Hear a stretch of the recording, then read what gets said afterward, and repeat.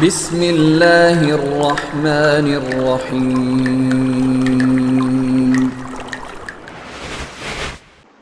Bismillahirrahmanirrahim. Alhamdulillahilladzi hadana li hadza wa ma kunna linahtadiya laula an hadanallah. Asyhadu an la ilaha illallah wahdahu la syarikalah wa asyhadu anna Muhammadan abduhu wa rasuluhu la nabiyya ba'dah, amma ba'd. Ikhwani wa akhwati fillah rahimani wa rahimakumullah. Kita lanjutkan pelajaran yang keempat, ya. Bab yang kedua dari kitab Umdatul Fiqh, ya. Ibnu Qudamah Al-Maqdisi rahimahullah, beliau menyebutkan babul aniyah, ya, bab tentang bejana-bejana atau wadah air. Kemudian beliau menjelaskan lewat perkataan beliau, la yajuzu isti'malu aniyatid dhahabi wal fiddati fi taharati wala ghairiha, ya. Tidak boleh menggunakan bejana atau wadah air yang terbuat dari emas dan perak untuk bersuci, ya, atau yang selainnya atau keperluan yang lain.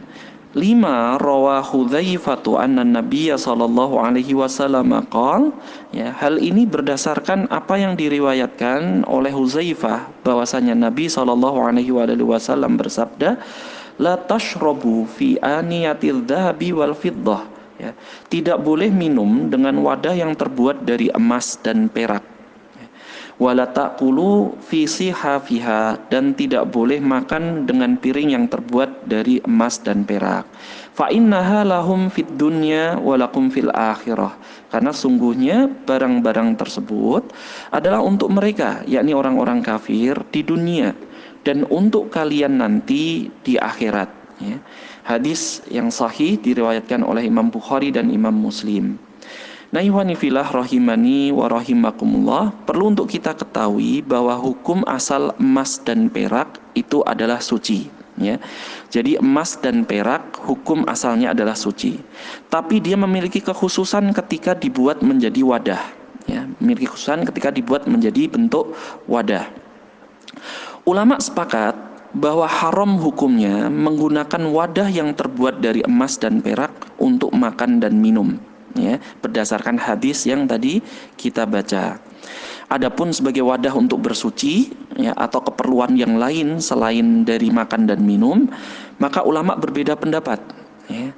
Nah, pendapat yang pertama adalah tidak bolehnya. Ini adalah pendapat jumhur ulama, ya. Berdasarkan dari hadis tadi, mereka mengambil keumuman pemanfaatannya, bahwa wadah tersebut tidak boleh digunakan untuk makan, minum, bersuci ataupun keperluan yang lain. Sedangkan pendapat yang kedua menyatakan bolehnya, ya, bolehnya, yakni pendapat Imam Asy-Syaukani, Imam As-San'ani, Imam Muhammad bin Shalih Al-Utsaimin rahimahullah taala, ya. Mereka berpendapat tentang bolehnya, sebagaimana kebanyakan ulama di masa sekarang juga demikian, ya. Karena larangan itu hanya khusus ketika dimanfaatkan untuk wadah makanan dan minuman saja. Adapun selain untuk itu, maka dibolehkan. Wallahu a'lam bishawab, ya.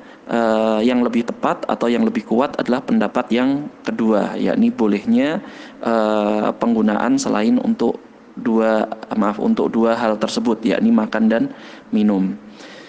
Nah, akan tetapi Ibnu Qudamah Al-Maqdisi, beliau mewakili pendapat dari mazhab Hambaliyah, bahwasanya itu tidak boleh digunakan untuk wadah air mandi janabat maupun untuk berwudu.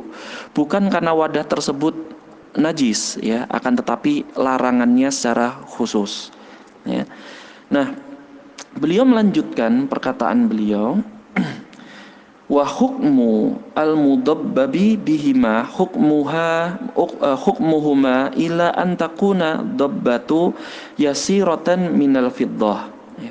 Begitu juga hukum wadah yang disepuh dengan keduanya, yakni dengan perak maupun emas, ya. Kecuali sepuhan perak yang jumlahnya sedikit, artinya tidak mendominasi sepuhan tersebut, ya.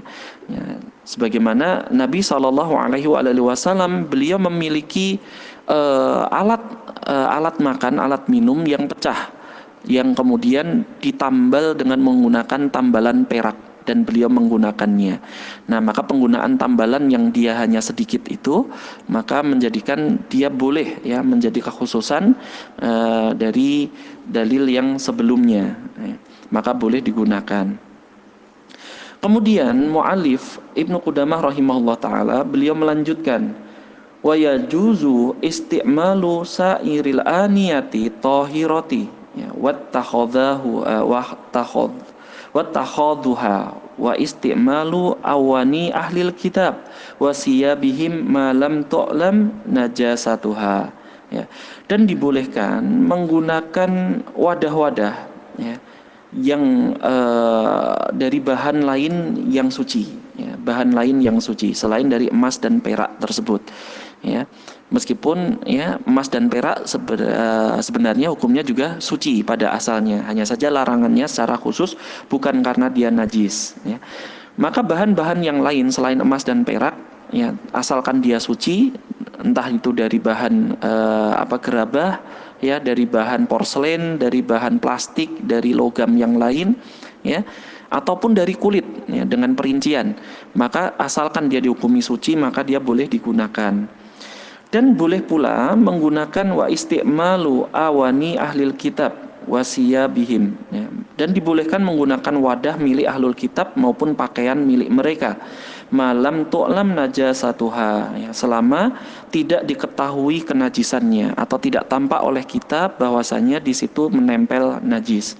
Nah, ini untuk menghilangkan was-was. Wajib bagi kita menghilangkan was-was bahwasanya muncul pikiran di antara kita mungkin bahwa ahlul kitab atau orang kafir itu biasa untuk mereka tidak menjaga kesucian mereka ya. Maka Nabi SAW beliau pernah atau beberapa kali diundang makan oleh orang ahlul kitab dan beliau memenuhinya.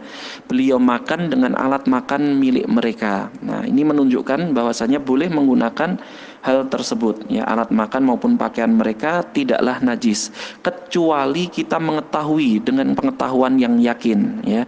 Idraku syai' ala ma huwa alaihi idrakan jaziman, itulah yang disebut ilmu ya, mengetahui suatu perkara keadaannya sesuai dengan yang sesungguhnya dengan pengetahuan yang pasti ya. Selama tidak pasti hanya was-was maka tidak boleh untuk diikuti. Maka selama tidak diketahui kenajisannya maka boleh menggunakan wadah dan pakaian milik ahlul kitab ya. Kemudian beliau Ibnu Qudamah al-Maqdisi melanjutkan, wasufu al-maitati wa sya'aruha tahirun. Pakaian dari mayit ya, pakaian dari mayit atau yang dikenakan mayit dan rambut mereka ya, atau rambutnya, atau kalau ini binatang ya, bulu dari bangkai itu hukumnya suci, tahirun ya. Maka ketika kita ya melihat atau memperlakukan merawat jenazah yang dia masih menggunakan pakaian melepasnya, maka pakaian ini tidak dihukumi najis, pakaiannya adalah suci ya. Maka dia boleh untuk langsung dikenakan, meskipun ya untuk baiknya untuk menghindari penyakit-penyakit yang mungkin menempel maka dicuci terlebih dahulu. Akan tetapi hukumnya adalah dia hukumnya adalah tohir ya, suci. Begitu juga rambut yang rontok atau bulu-bulu yang rontok dari binatang bangkai ya, atau rambut yang lepas dari mayit, maka hukumnya adalah suci. Maka tidak perlu untuk kemudian diperlakukan seperti benda najis. Kemudian wa kullu jildi maitatin tubigha aw lam yudbagh fahuwa najisun ya. Dan setiap kulit bangkai ya, baik yang dia telah disamak maupun yang belum disamak, hukumnya adalah najis. Wa kadzalika idzamuha ya. Begitu juga berlaku hukum najis itu untuk tulangnya ya, tulang bangkai tersebut. Nah, ikhwani fillah rahimani wa rahimakumullah, bangkai adalah hewan ya yang terlarang dikonsumsi yang telah mati ya. Dari hewan yang telah mati berupa yang hewan-hewan yang terlarang dikonsumsi, matinya mau disembelih maupun tidak, maka kalau hewan itu terlarang dikonsumsi dia hukumnya adalah bangkai. Atau hewan yang pada dasarnya halal untuk dikonsumsi, semisal ayam ya, semisal kambing, sapi, unta. Tapi jika matinya bukan karena disembelih atau dengan cara lain yang diperbolehkan dalam syariat, maka dia dihukumi seperti bangkai ya. Nah, maka hukumnya ya, adalah kulitnya baik disamak maupun tidak disamak, maka kulit bangkai itu hukumnya najis. Nah, semisal adalah bahan-bahan semisal kulit buaya, kulit ular yang biasanya digunakan untuk dompet maupun benda yang lain, maka terlarang untuk kita gunakan. Kemudian beliau rahimahullah, Ibnu Qudamah Al-Maqdisi rahimahullah taala, beliau melanjutkan, wa kullu maitatin najisatun illa adamiyya wa hayawanu al-ma'il ladzi la ya'ishu illa fih, ya. Dan setiap bangkai hukumnya najis, ya, setiap bangkai hukumnya najis. Ingat tadi, yang tidak najis atau yang suci adalah pakaiannya atau rambut atau bulunya. Adapun bangkainya, ya, selain hal-hal tadi, ya, bagiannya itu adalah hukumnya adalah najis, ya. Kecuali jenazah manusia, ya, illa adamiyya, kecuali bangkai, maaf, ya, jenazah manusia. Wahayawan, dan hewan-hewan yang dia berupa hewan-hewan air, hayawanul ma' alladzi la ya'isu illa fih, yang dia tidak hidup kecuali di dalam air, ya, memang hidupnya di dalam air. Nah, semisal apa hewan yang hidup di dalam air itu? Ikan, udang, cumi-cumi dan sebagainya, ya. Liqauli Rasulillahi sallallahu alaihi wasallam, ya, ini berdasarkan sabda bahwasanya Rasulullah sallallahu alaihi wasallam bersabda, ya, sabda beliau sallallahu alaihi wasallam fil bahri, berkaitan dengan laut, ya. Beliau bersabda huwa at-tahur, ya.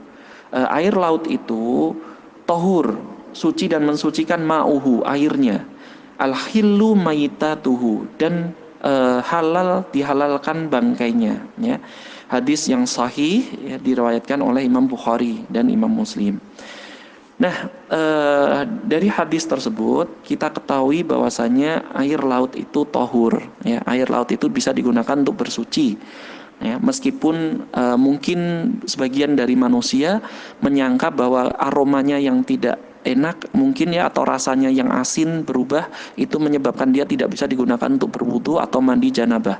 Tapi yang benar adalah dia tohur berdasarkan hadis ini.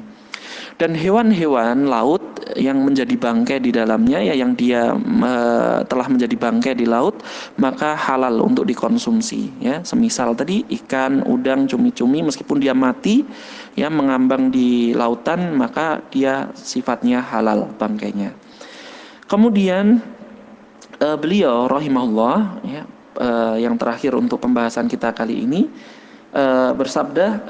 berkata dalam kitabnya Ibnu Qudamah Al-Maqdisi, wa ma la nafsalahu sa'ilatan idza lam yakun mutawallidan minan najasat, ya.